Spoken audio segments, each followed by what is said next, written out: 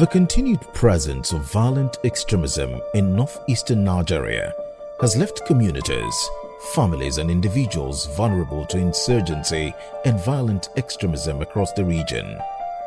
The sustained conflict has greatly affected people's livelihood, particularly the survivors of violence and kidnappings, which remain prevalent in the area.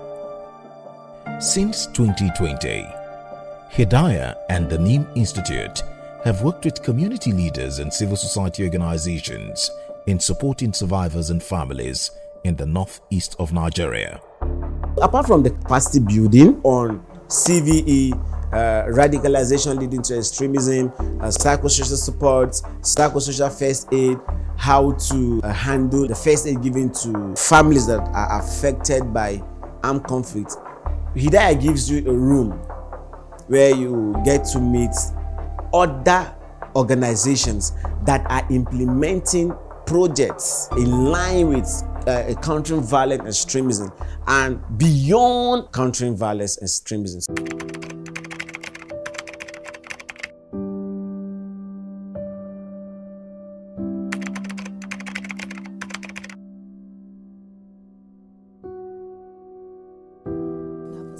I was stigmatized and became object of mockery when I returned home. At first, when I returned, I was unmarried, but later I got married. As the second wife, I experienced various degrees of abuse and despicable treatment from my co-wives, who often referred to me as wife of violent extremists. Hidayah believes in a whole-of-society approach to prevent violent extremism and support the rehabilitation and reintegration of survivors.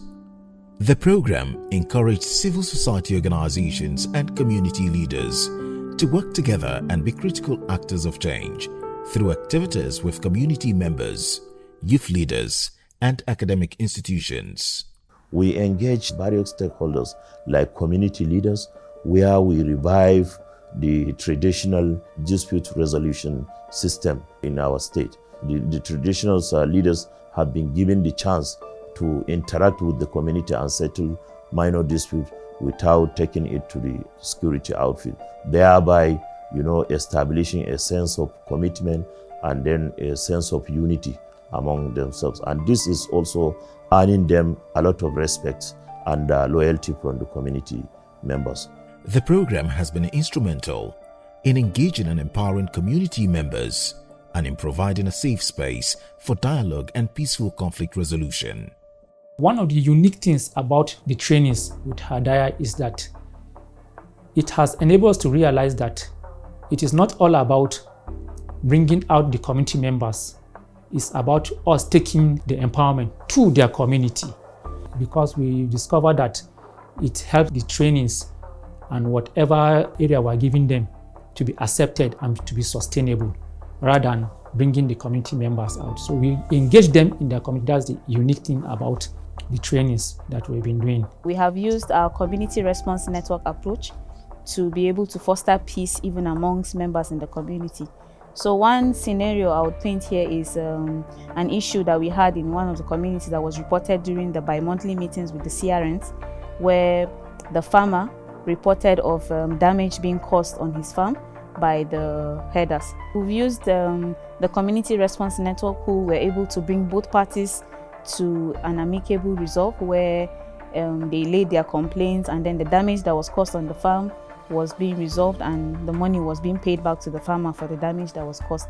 So this has also helped us in mitigating even some of those issues that have not been identified within the community, and people know how to go about resolving issues like this before they even escalate to larger problems in the society. Civil society organizations and community leaders also play a critical role in providing survivors and families with education, economic support, and life skills to ensure reintegration and reduce social stigma. We have different mechanisms in place, but some of them include peace building activities, like putting the youths together to play ball, to attend evening classes, because most of them lack formal and even the religious education. And for the girls growing up, Some of them could make crafts, soap making. So we got those who knew it to assist others to do with our support, and we followed up, got them doing something. So that really helped in the community. These initiatives were particularly beneficial for vulnerable youth and traumatized community members and produced significant impact on the ground.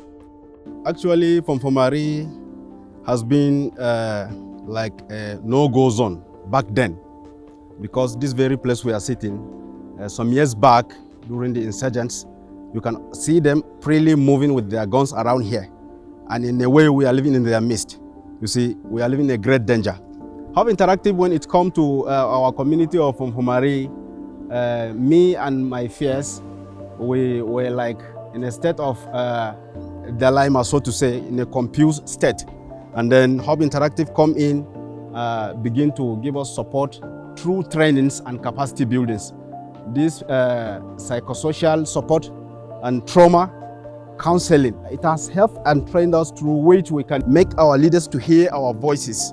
You understand? Back then, we hardly can come to our community leader and start with him, because they see us as useless in the community, that in a way we are contributing to the violence in the community. Then, you know, coming up, Hub Interactive has changed the narratives, where they see us as, you know, some people who can contribute meaningfully to the community and to the peace building at the same time.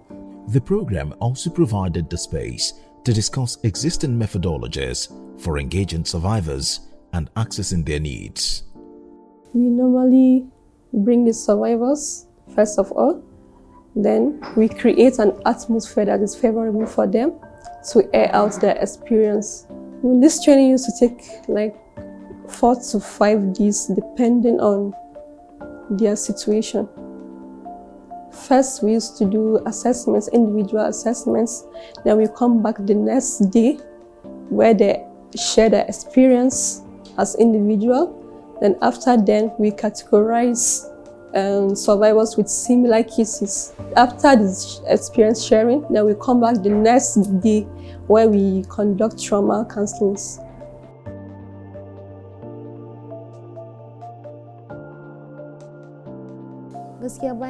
Honestly, I learned a lot from the training. Before the training, I could hardly get along with people due to their demeaning behaviors towards me. They regarded me as a wife to a violent extremist and would not like to have any form of association with me. The training content helped me to overcome the trauma and associated problems that I had struggled to overcome in the past. Now, I am fully confident and hopeful for a better future.